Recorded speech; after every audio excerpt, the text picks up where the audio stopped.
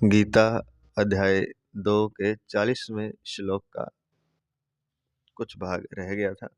समता संबंधी विशेष बात रह गई थी, तो वो हम शुरू करते हैं। प्रातः स्मरणीय प्रातः वंदनीय महाराज श्री श्री राम सुखदास जी महाराज, उनके चरणों में दंडवत प्रणाम करते हुए उनके ग्रंथ साधक संजीवनी से हम इस श्लोक की व्याख्या करने जा रहे हैं।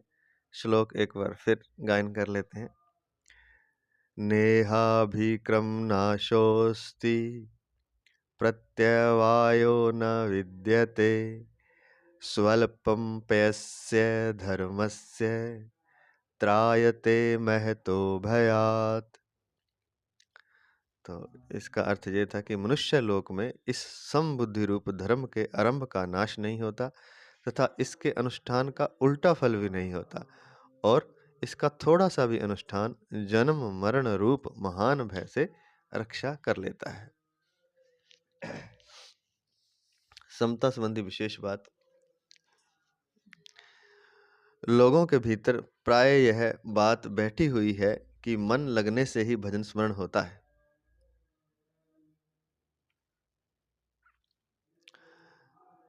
ये हम यहाँ तक कर चुके हैं। मन एकाग्र होने से सिद्धियां तो प्राप्त हो जाती हैं, पर कल्याण नहीं होता। परंतु समता आने से मनुष्य संसार बंधन से सुख पूर्वक मुक्त हो जाता है। तो मन की एकाग्रता से कह रहे हैं कि सिद्धियां तो प्राप्त होती हैं पर कल्याण नहीं होता। पर अगर समता आ जाए तो मनुष्य संसार बंधन से सुखपूर्वक मुक्त हो जाता है। गीता के 5वें अध्याय का 3रा श्लोक में ये बताया है। यहाँ तक हम कर चुके थे। परिशिष्ट भाव रह गया था, वो करते हैं। समता की महिमा भगवान ने 39वें 40वें श्लोकों में 4 प्रकार से कही है। नंबर 1, कर्म बंधम प्रहास्यसि। समता के द्वारा मनुष्य कर्म बंधन से मुक्त हो जाता है। नंबर 2, नेहा भी क्रम नाशोस्ति। इसके आरंभ का भी नाश नहीं होता। प्रत्यवायो न विद्यते। तीसरा, इसके अनुष्ठान का उल्टा फल भी नहीं होता। नंबर 4, स्वल्पम पयस्य धर्मस्य त्रायते महतो भयात्। इसका थोड़ा सा भी अनुष्ठान जन्म मरण रूप महान भय से रक्षा कर लेता है। यद्यपि पहली बात के अंतर्गत ही शेष तीनों बातें आ जाती हैं, तथापि सब में थोड़ा अंतर है। जैसे नंबर 1, भगवान पहले सामान्य रीति से कहते हैं कि समता से युक्त मनुष्य कर्म बंधन से छूट जाता है। बंधन का कारण गुणों का संग अर्थात प्रकृति और उसके कार्यों से माना हुआ संबंध है। ये बंधन का कारण है। गुणों का हमने संग कर लिया, प्रकृति है और उसके जो कार्य है उनके साथ हमने अपना संबंध मान लिया है। यह बंधन का कारण है। गीता 13वें अध्याय के 21वां श्लोक।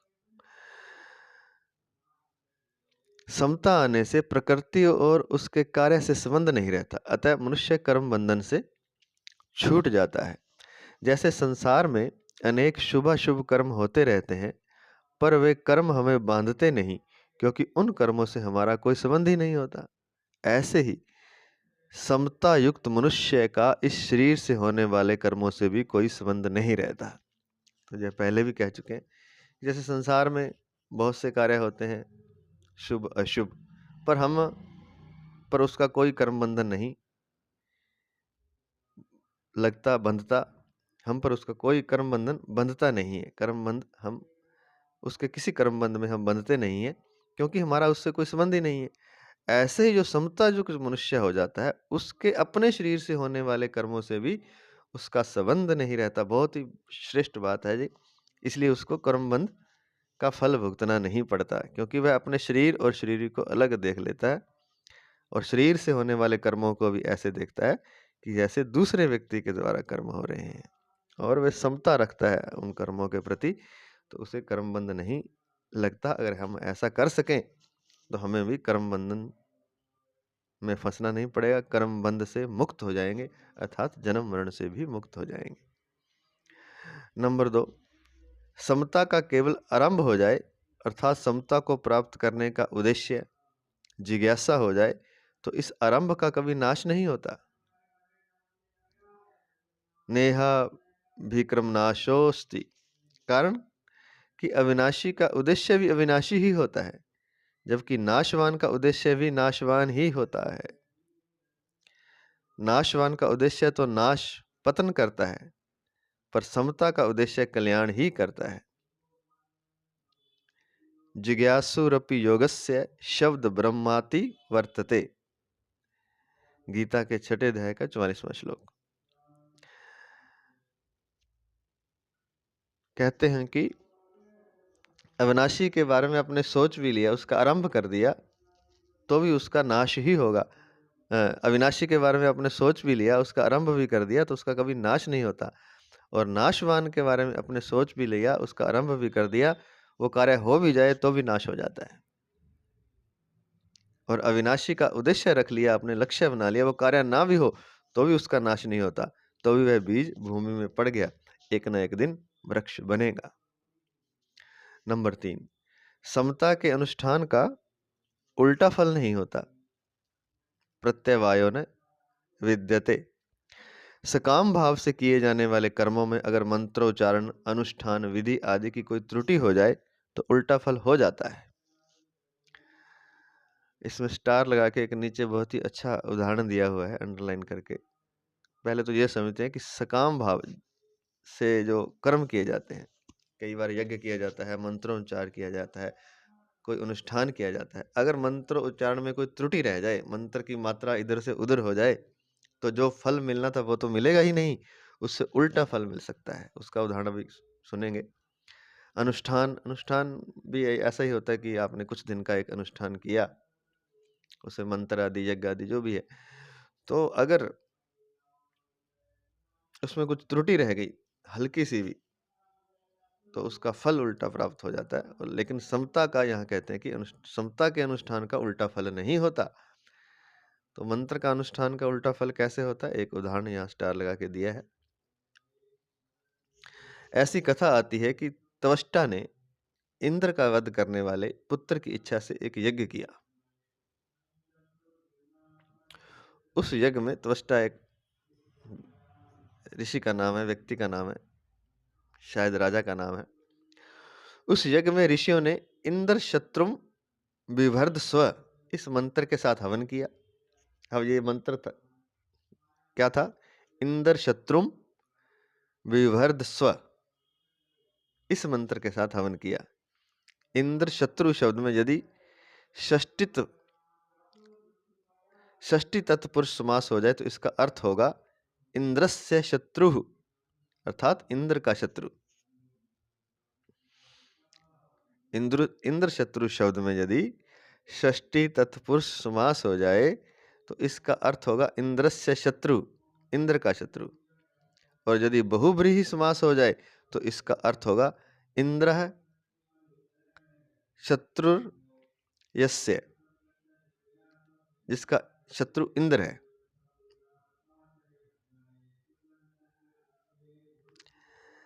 समास में भेद होने से स्वर में भी भेद हो जाता है।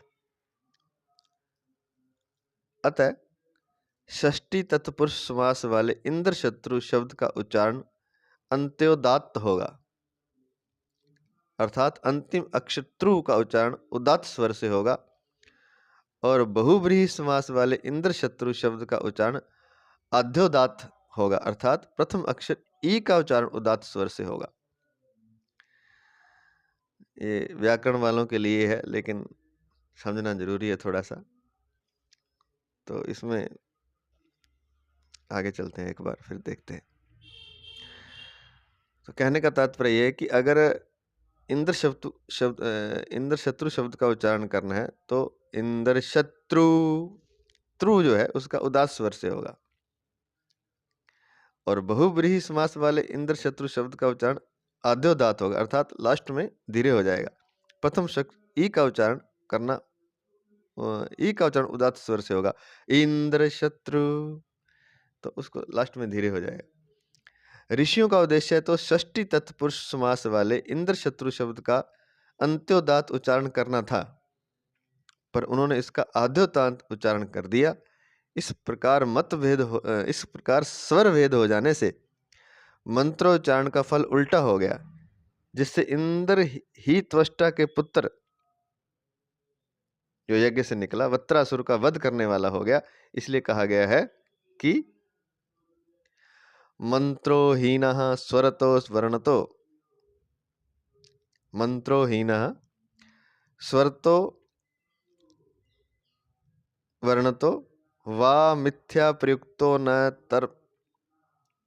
तम अर्थमाह सैवाग्वज्रो यजमानम हिनस्ति यथेन्द्र शत्रु स्वरतोपराधात। परिणीय शिक्षा में यह दिया गया है। कहने का तात्पर्य है कि अगर स्वर भी मंत्र तो यहाँ तो मात्रा भी लग नहीं लगी, स्वर का उच्चारण का अंतर हो गया। क्योंकि यहाँ यह जैसे कह रहे हैं कि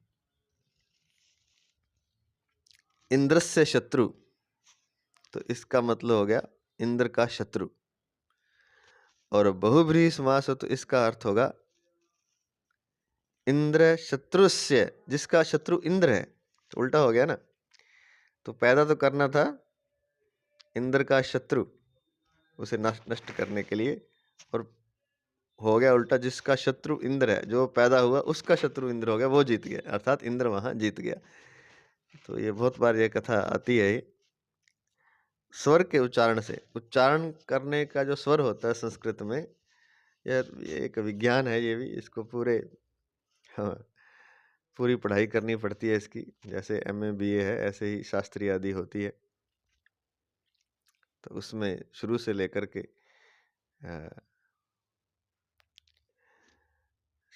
इस उच्चारण को सीखा जाता है। तो हमें तो उच्चारण भी सही से करना नहीं आता। यहाँ तो स्वर की बात हो रही है, ऊंचा नीचा भी बोल दिया तो भी उसका अर्थ गलत हो जाता है। वैसे कोई दिक्कत नहीं है, लेकिन अगर कोई आप सकाम अनुष्ठान कर रहे हैं तो बड़ा ध्यान रखने की बात है। जिस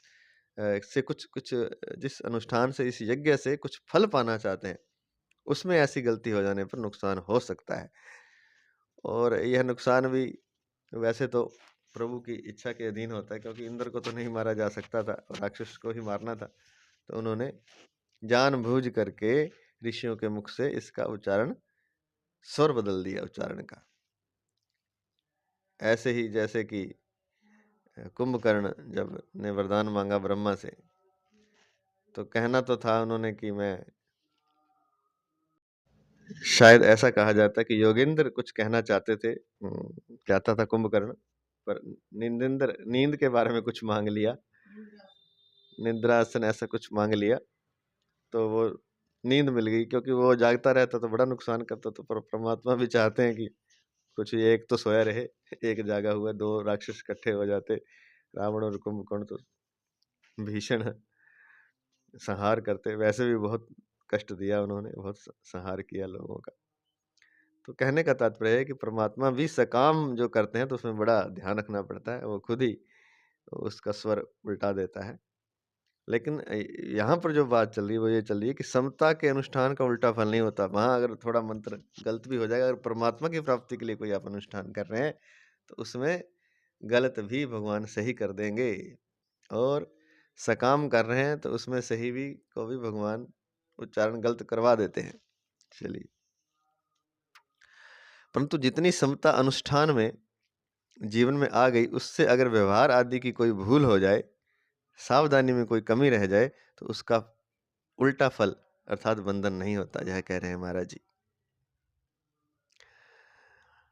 व्यवहार की कोई भूल हो जाए, सावधानी में कमी रह जाए, तो भी उल्टा फल नहीं होता। जैसे कोई हमारे यहाँ नौकरी करता हो और अंधेरे में लालटेन जलाते समय कभी उसके हाथ से लालटेन गिरकर टूट जाए, तो हम उस पर नाराज होते हैं।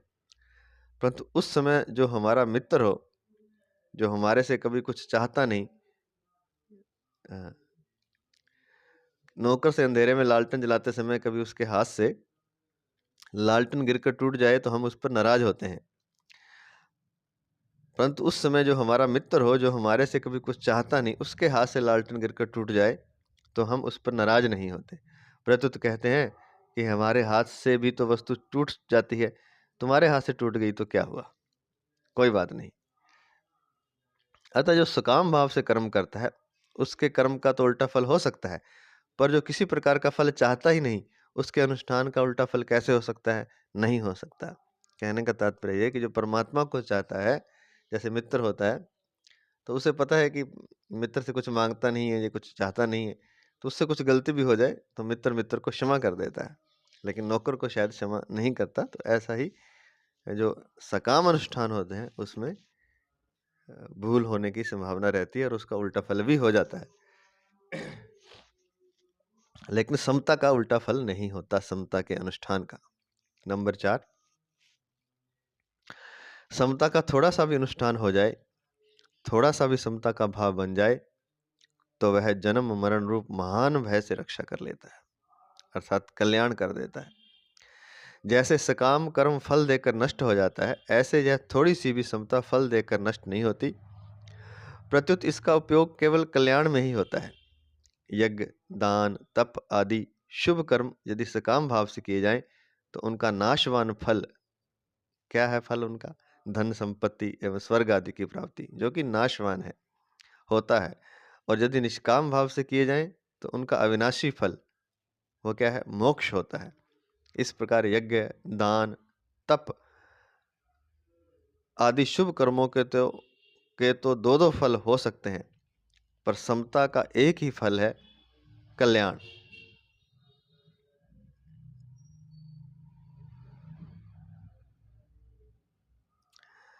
जैसे कोई मुसाफिर चलते चलते रास्ते में रुक जाए अथवा सो जाए, तो वह यहाँ से चला था वहाँ पुनः लौट कर नहीं चला जाता, प्रत्युत जहाँ तक वह पहुँच गया वहाँ तक का रास्ता तो कट ही गया।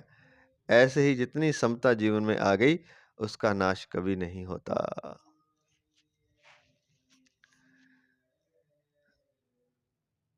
अगला पद इसी श्लोक का, स्वल्पम प्यस्य धर्मस्य त्रायते महतो भयात। निष्काम भाव थोड़ा होते हुए भी सत्य है, और भय महान होते हुए भी असत्य है। यह बहुत ही विशेष बात बता रहे हैं। जैसे मन भर रुई हो, तो उसके जलाने के लिए मन भर अग्नि की जरूरत नहीं है। रुई 1 मण हो या 100 मण, उसको जलाने के लिए एक दिया सलाई पर्याप्त है। एक दिया सलाई लगाते ही वह रुई खुद दिया सलाई अर्थात अग्नि बन जाएगी। रुई खुद दिया सलाई की मदद करेगी। अग्नि रुई के साथ नहीं होगी, प्रत्युत रुई खुद ज्वलनशील होने के कारण अग्नि के साथ हो जाएगी। इसी तरह असंगता आग है और संसार रुई है। बहुत सुंदर उदाहरण दिया है। संसार से असंग होते ही संसार अपने आप नष्ट हो जाएगा, क्योंकि मूल में संसार की सत्ता न होने से उसको कभी संग हुआ ही नहीं। महाराज जी कह रहे हैं कि रुई और दिया सलाई का उदाहरण दिया है। रुई चाहे क्विंटलों हो, चाहे मन हो, चाहे पूरे गांव में ही रुई क्यों ना भरी हो, एक दिया सलाई से तुरंत वह भस्म हो जाती है। इसी तरह जो संसार है वो रुई की तरह है, और असंगता जो है आग है। संसार से असंगता, शरीर से अपने को अलग मानना। तो संसार से असंग होते ही संसार अपने आप नष्ट हो जाएगा, क्योंकि मूल में संसार की सत्ता न होने से उसका कभी संग हुआ ही नहीं। क्योंकि संसार जो है वास्तव में है नहीं, वो केवल भासता है। तो जैसे ही आप संग होंगे वो खत्म हो जाएगा। आपके संग के कारण ही वह भास रहा है। जैसे स्वप्न में हमारी चेतना, हम सोए हुए होते हैं, सोने के कारण ही स्वप्न दिखाई दे रहा है। अगर हम जाग जाएंगे तुरंत स्वप्न खत्म हो जाएगा, क्योंकि स्वप्न वहां है नहीं, केवल मात्र भास रहा है। वो जो चेतना है, वो जो मन है, वो उस स्वप्न को नींद के कारण देख रहा है। तो निद्रा के अंधेरे में वह स्वप्न पैदा हो गया, लेकिन जैसे ही निद्रा टूट जाएगी, प्रकाश हो जाएगा, स्वप्न तुरंत खत्म हो जाएगा, तुरंत। ऐसे ही अगर हम संसार से असंग हो जाएं, तो संसार भासता है नहीं, वह तुरंत समाप्त हो जाएगा, उसी क्षण समाप्त हो जाएगा। और रुई और आग में तो थोड़ा शायद समय लगेगा, आग लगने में 2-4 सेकंड या कुछ समय लग सकता है, घंटा, बहुत ज़्यादा रुई हो तो घंटा लग जाएगा, 1 दिन लग जाएगा। लेकिन स्वप्न की तरह ये तो तुरंत, जैसे ही प्रकाश हुआ, निद्रा से बाहर हुआ, तुरंत स्वप्न खत्म हो जाएगा, तुरंत। तो ऐसे ही है, थोड़े से थोड़ा त्याग भी सत है और बड़ी से बड़ी क्रिया भी असत है। थोड़ा सा भी त्याग कर दिया जाए, थोड़ा सा भी निष्काम भाव, वो सत है। और बड़ी से बड़ी क्रिया भी असत है। और बड़े बड़े अनुष्ठान किए जाएं, जप तो नहीं, तप दान यज्ञ किया जाए, तो बड़ी से बड़ी क्रिया भी असत है। क्रिया का तो अंत होता है, पर त्याग अनंत होता है। इसलिए यज्ञ दान तप आदि क्रियाएं तो फल देकर नष्ट हो जाती हैं। गीता के 8वें अध्याय का 28वां श्लोक, पर त्याग कभी नष्ट नहीं होता। त्यागाच्छा त्यागाच्छन्तिरंतरम, त्याग इच्छा अंतिरन अंतरम। गीता 12वें अध्याय का 12वां श्लोक। एक अहम के त्याग से अनंत सृष्टि का त्याग हो जाता है, क्योंकि अहम ने ही संपूर्ण जगत को धारण कर रखा है। गीता 7वें अध्याय का 5वां श्लोक। एक अहंकार त्याग दीजिए, संपूर्ण सृष्टि स्वप्न की तरह समाप्त हो जाएगी। जैसे कितनी ही घास हो, क्या अग्नि के सामने टिक सकती है? कितना ही अंधेरा हो, क्या प्रकाश के सामने टिक सकता है? अंधेरे और प्रकाश में लड़ाई हो जाए तो क्या अंधेरा जीत जाएगा? ऐसे ही अज्ञान और ज्ञान की लड़ाई हो जाए तो क्या अज्ञान जीत जाएगा? महान से महान भय क्या आपके अभय के सामने टिक सकता है? समता थोड़ी हो तो भी पूरी है, और भय महान हो तो भी अधूरा है। भय कितना ही बड़ा क्यों ना हो, अंधेरा कितना भी बड़ा क्यों ना हो, तो भी वो अधूरा है, झूठ है। और प्रकाश थोड़ा सा ही क्यों ना हो, अग्नि थोड़ी सी क्यों ना हो, सत्य थोड़ा सा ही क्यों ना हो, तो वह बहुत ज्यादा है।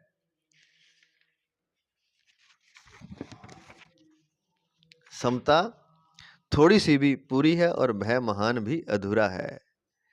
स्वल्प समता भी महान है, क्योंकि वह सच्ची है, और महान भय भी स्वल्प सत्ताहीन है, क्योंकि वह कच्चा है। भय मृत्यु सब झूठ, ये हमें भासते हैं ऐसे ही, तो वो झूठ है। इसलिए और अगर निर्भय हो जाते हैं तो उसके सामने मृत्यु भी कुछ नहीं कर सकती, क्योंकि योद्धा जब निर्भय होकर युद्ध में जाता है तो उसकी एक संकल्प के सामने मृत्यु कोई वश नहीं चलता, उसे मृत्यु भी डरा नहीं सकती।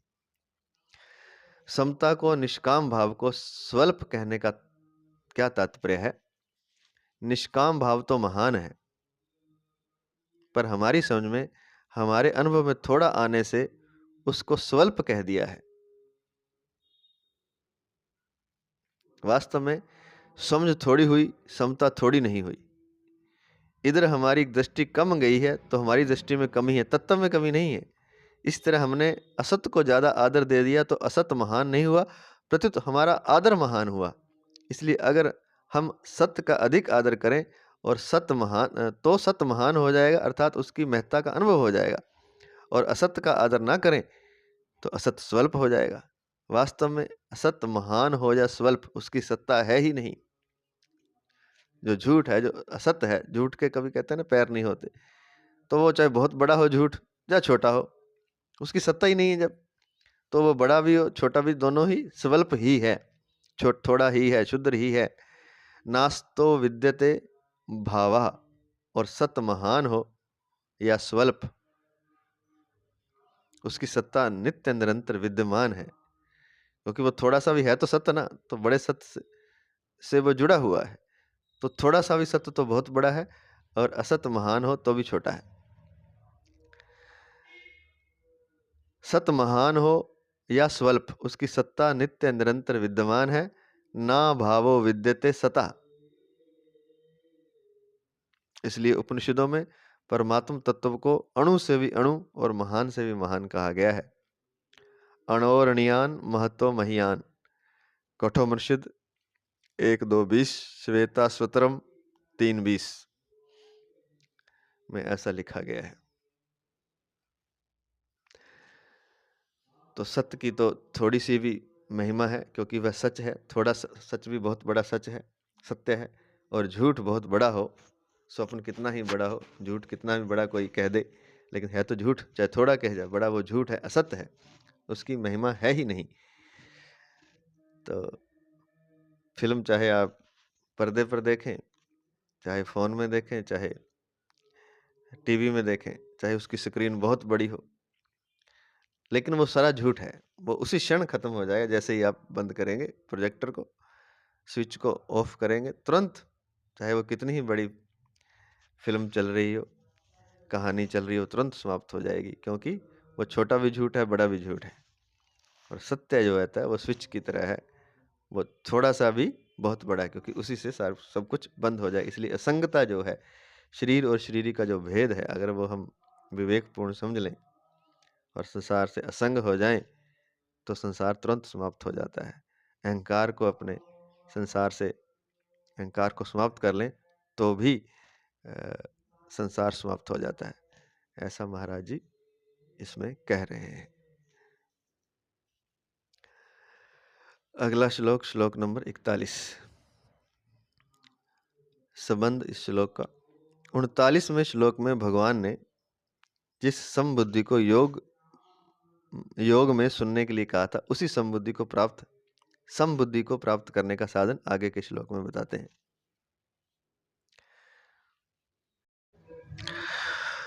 व्यवसायात्मिका बुद्धिरेकः कुरु नंदन, बहुशाखा ह्यंताश्च बुद्ध्यो व्यवसायिनाम्।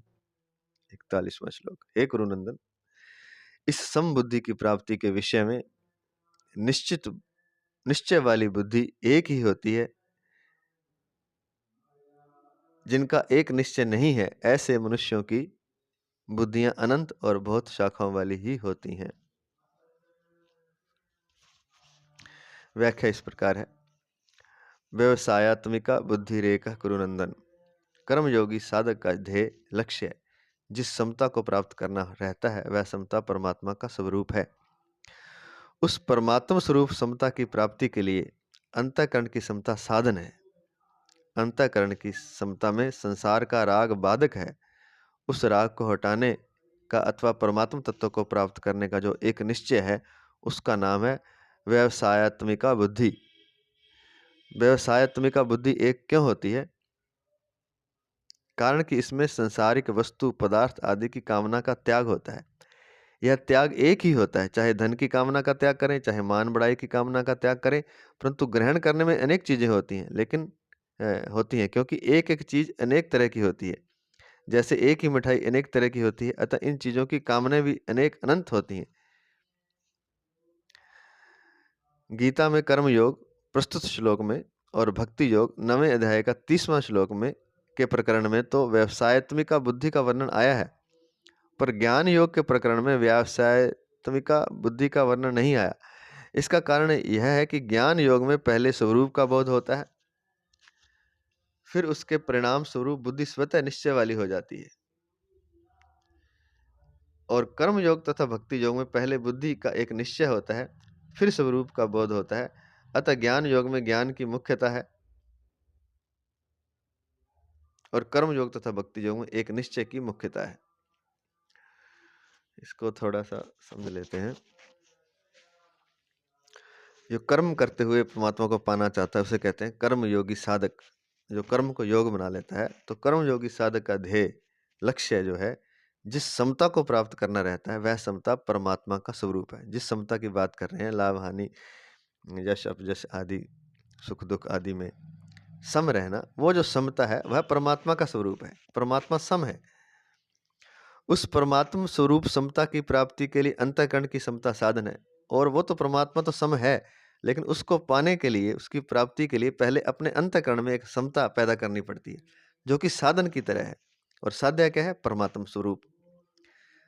साधन अर्थात साधन वो है जो जिसके द्वारा हम उस तक पहुंचेंगे। जैसे नाव साधन है नदी के पार जाने के लिए, ऐसे ही अंतःकरण की जो समता है, अंतःकरण में पहले ये निश्चय कर लें कि लाभ हानि, जस अपजस, सुख दुख से मैं सम रहूंगा, मान अपमान आदि में मैं सब सम रहूंगा। तो ये अंतःकरण की समता, उस अंतःकरण की समता से परमात्मा की समता प्राप्त होगी, जो कि सदा से है, हमेशा से है। अंतःकरण की समता में संसार का राग बाधक है। अब अंतःकरण की समता आती क्यों नहीं है? क्योंकि संसार के प्रति हमने राग कर रखा है। राग कह लें, शायद द्वेष भी इसी के अंदर शामिल है, लेकिन यहाँ पर राग लिखा है। राग मतलब किसी से मोह है हमें, किसी चीज़ से, किसी वस्तु से, किसी व्यक्ति से, तो वो समता नहीं आने देता। क्योंकि अगर मैं जश चाहता हूँ, तो अपजश होगा तो फिर समता कैसे आएगी? मैं जो चाह रहा हूँ कुछ, क्योंकि मेरा राग है जश के प्रति। अगर मैं धन चाहता हूँ, तो धन के प्रति मेरा राग है, तो जब धन नहीं रहेगा तो वो समता समाप्त हो जाएगी। मैं विजय चाहता हूँ, तो विजय के प्रति मेरा राग है। मैं लाभ चाहता हूँ, लाभ के प्रति मेरा राग है। तो राग जो है संसार का, वो बाधक है समता में। उस राग को हटाने का अथवा परमात्म तत्व को प्राप्त करने का जो एक निश्चय है, उसका नाम है व्यवसायत्मिका बुद्धि। जो निश्चय करने वाली जो बुद्धि है, उसका नाम यहाँ पर गीता में व्यवसायत्मिका बुद्धि संस्कृत में लिखा है, कहा गया है उसको। वो ये उस राग को हटाने का और परमात्म तत्व को प्राप्त करने का एक निश्चय है। एक निश्चय, ये बहुत शानदार बात लिखी है कि एक निश्चय मात्र से ही परमात्मा की प्राप्ति हो जाती है। कोई साधना जप तप आदि की भी आवश्यकता नहीं पड़ती, अगर आपका निश्चय दृढ़ है तो। और उसी निश्चय का नाम यहाँ व्यवसायत्मिका बुद्धि कहा गया है। आपने संसार शरीर से अपने आप को अलग कर लिया निश्चय के द्वारा। अब कुछ भी हो जाए, भले मृत्यु हो जाए, भले फांसी लग जाए, भले रोग आ जाए, कुछ भी आ जाए, तो आप संसार से अगर दृढ़ हैं आप उसमें, तो उसी क्षण आप संसार और शरीर से हट गए।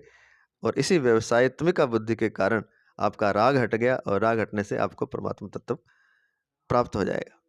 परमात्मा तत्व में आप स्थित हो जाएंगे।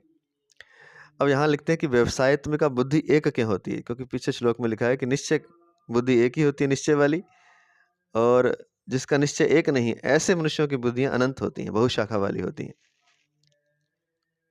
तो अगर ये निश्चय नहीं रहेगा तो फिर अनंत निश्चय हो जाएंगे, अनंत राग आदि पैदा हो जाएंगे। कारण कि इसमें सांसारिक वस्तु पदार्थ आदि की कामना का त्याग होता है। अब व्यवसायित्मिका जो बुद्धि है वह एक क्यों होती है? क्योंकि इसमें सांसारिक वस्तु या पदार्थ आदि की कामना का त्याग, बस त्याग कर दिया तो त्याग करने सारी चीजें उसमें शामिल हो जाएंगी। यह त्याग एक ही होता है, चाहे धन की कामना का त्याग करें, चाहे मान बढ़ाई की कामना का त्याग करें, त्याग तो एक ही है ना। त्याग जो शब्द है, वो जो भीतर छोड़ने वाली चीज है, वो एक ही है।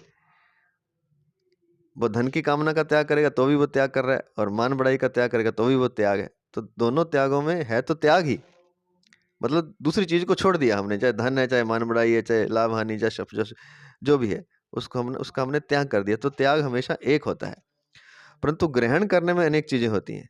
जैसे एक एक चीज अनेक तरह की होती है, जैसे एक ही मिठाई अनेक तरह की होती है, अतः इन चीजों की कामनाएं भी अनेक अनंत होती हैं। अब धन की कामना करेगा तो धन से बहुत कुछ और कुछ चाहेगा, मान बढ़ाई में फिर और बढ़ता चला जाएगा। मतलब उसमें एक मान बढ़ाई नहीं है, अनेक तरह की मान बढ़ाई होती है। जैसे मिठाई अनेक तरह की होती है, धन एक तरह का नहीं होता, अनेक तरह का होता है।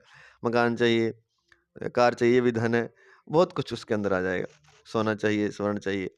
तो कहने का तात्पर्य है, जो कामना वाली बुद्धि होती है वह अनेक तरह की होती है, और त्याग मात्र एक होता है। और एक त्याग से ही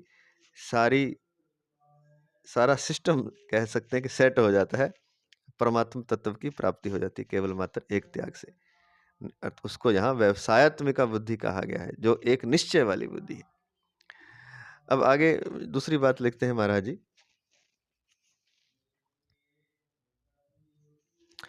गीता में कर्म योग और भक्ति योग के प्रकरण में तो व्यवसायत्मिका बुद्धि का वर्णन आया है, परंतु ज्ञान योग में व्यवसायत्मिका बुद्धि का वर्णन नहीं आया। इसका कारण यह है कि ज्ञान योग में पहले स्वरूप का बोध होता है, फिर उसके परिणाम स्वरूप बुद्धि स्वतः एक निश्चय वाली हो जाती है।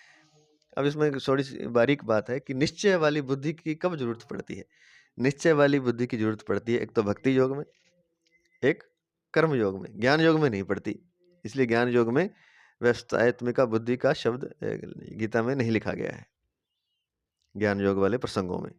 इसका कारण बता दिया कि ज्ञान योग में पहले स्वरूप का बोध होता है।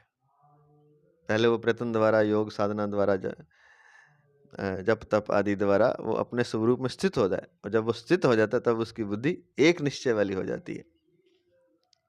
और कर्म योग तथा भक्ति योग में पहले बुद्धि का एक निश्चय होता है। तो पहले हम निश्चय कर लेते हैं भक्ति योग में भी और कर्म योग में भी, कि सब शरीर, कर्म योग में हम ये करते हैं कि शरीर और शरीर अलग है, शरीर से मैंने कर्म करना है, लेकिन असक्त रहकर नहीं करना। तो एक बुद्धि का निश्चय कर लेंगे तो फिर हम कर्म करेंगे। ऐसा निश्चय करके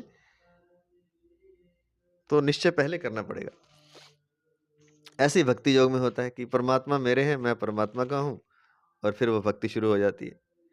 तो पहले निश्चय हो जाता है और फिर स्वरूप का बोध होता है भक्ति योग में और कर्म योग में। अतः ज्ञान योग में ज्ञान की मुख्यता है और कर्म योग तथा भक्ति योग में एक निश्चय की मुख्यता है। तो कर्म योग और भक्ति योग में तो एक निश्चय करके, एक दृढ़ निश्चय करके हमें चलना होता है। तो इसलिए वहाँ निश्चय की मुख्यता है, अर्थात व्यवसायत्मिका बुद्धि की मुख्यता ज्ञान योग, नहीं सॉरी, कर्म योग और भक्ति योग में है। ज्ञान योग में ज्ञान की मुख्यता है, वहाँ तो साधना करते करते ज्ञान प्राप्त हो जाएगा। आगे चलते हैं।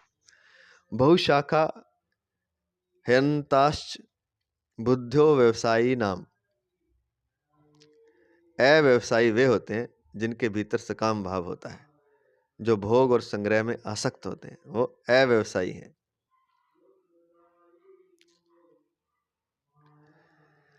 कामना के कारण ऐसे मनुष्यों की बुद्धियां अनंत होती हैं और वे बुद्धियां भी अनंत शाखाओं वाली होती हैं, अर्थात एक एक बुद्धि की भी अनंत शाखाएं होती हैं। क्योंकि यहाँ लिखा है ना कि अनिश्चय वाले मनुष्यों की बुद्धियां अनंत और बहुत शाखाओं वाली होती हैं। बहुशाखा हयन्ताश्च बुद्ध्यो व्यवसायी नाम।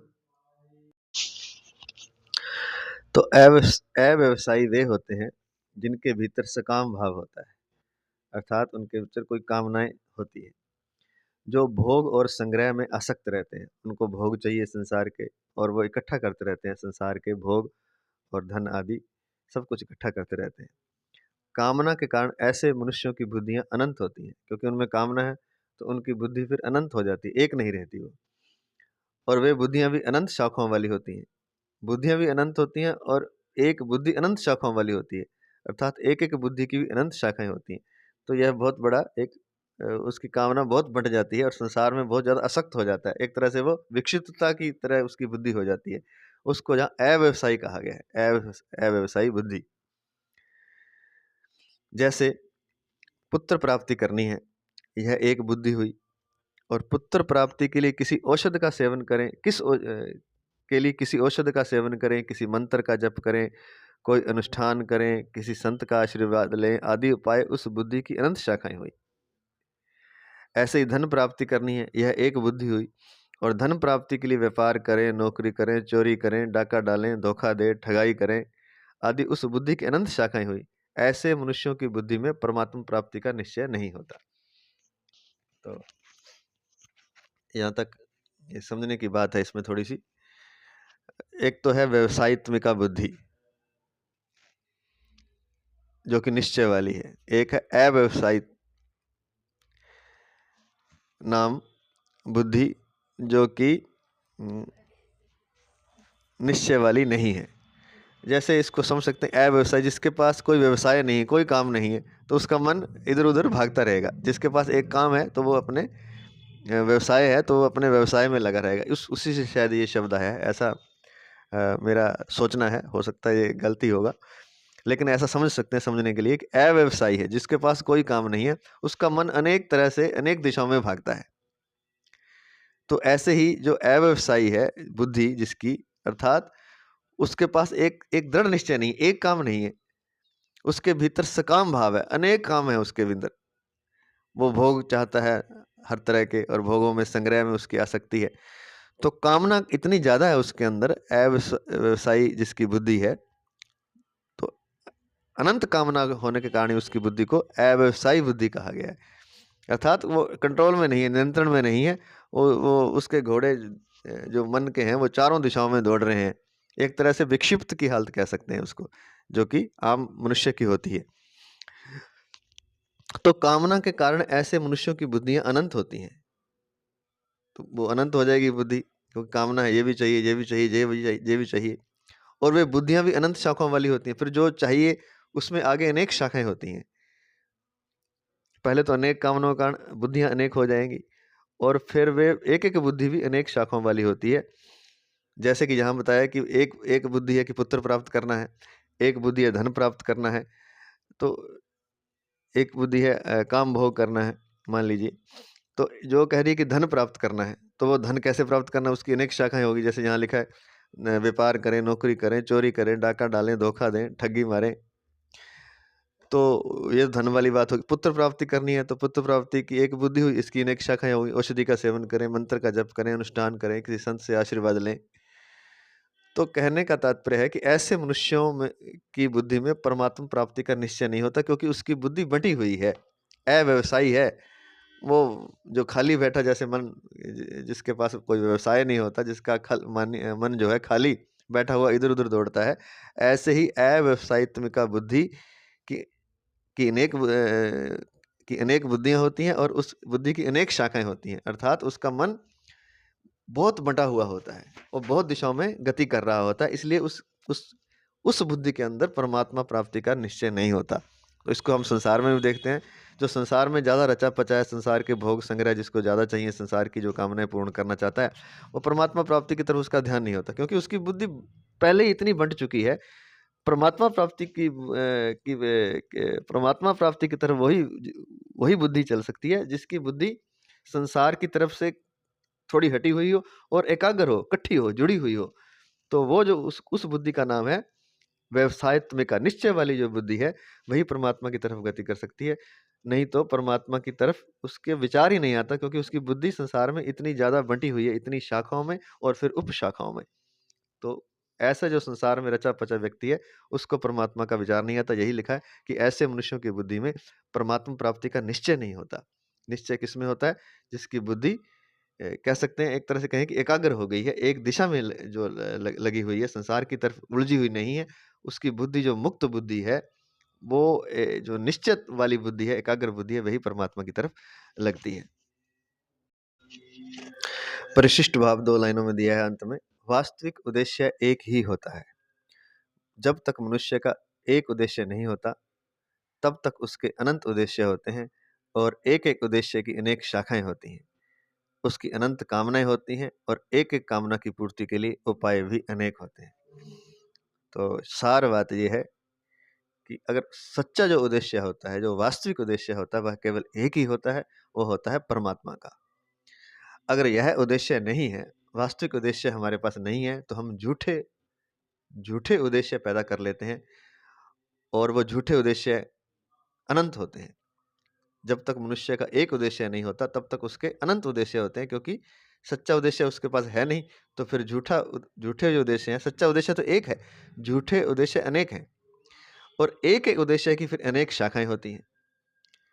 अतः उस मनुष्य की अनंत कामनाएँ होती हैं, और एक-एक कामना की पूर्ति के लिए उपाय भी अनेक होते हैं, और एक-एक कामना की पूर्ति के लिए बहुत से उपाय करने पड़ेंगे। तो जैसे पीछे पीछे लिखा है कि धन चाहिए तो नौकरी करे, व्यापार करे, पुत्र चाहिए तो क्या करे, भोग चाहिए तो क्या करे, अनेक उपाय करे। तो इसलिए उसकी बुद्धि अनंत शाखाओं वाली हो जाती है, और अनंत शाखाओं वाली बुद्धि जो है, जिसको कि यहाँ अव्यवसायित्मिका बुद्धि कहा गया है, वो परमात्मा का निश्चय नहीं करवाती, परमात्मा की तरफ नहीं चलती। जो व्यवसायित्मिका बुद्धि है, निश्चय वाली बुद्धि है, जो एक है, उसी का उद्देश्य परमात्मा होता है। तो जिसका वास्तविक उद्देश्य एक होता है, वह है परमात्मा का। जब वह होगा, तभी हम परमात्मा की तरफ चलेंगे। अगर परमात्मा का उद्देश्य नहीं है, तो हमारी बुद्धि अनेक कामनाओं में और उसके अनेक उपायों में भटक जाएगी, और जो हमारा वास्तविक उद्देश्य है, उससे हम वंचित हो जाएंगे, और झूठे उद्देश्यों में एक जन्म नहीं, अनेक जन्म हमारे समाप्त हो जाएंगे। आज इतना ही। जय जय श्री कृष्ण, जय जय श्री कृष्ण, जय जय श्री कृष्ण, जय जय श्री कृष्ण।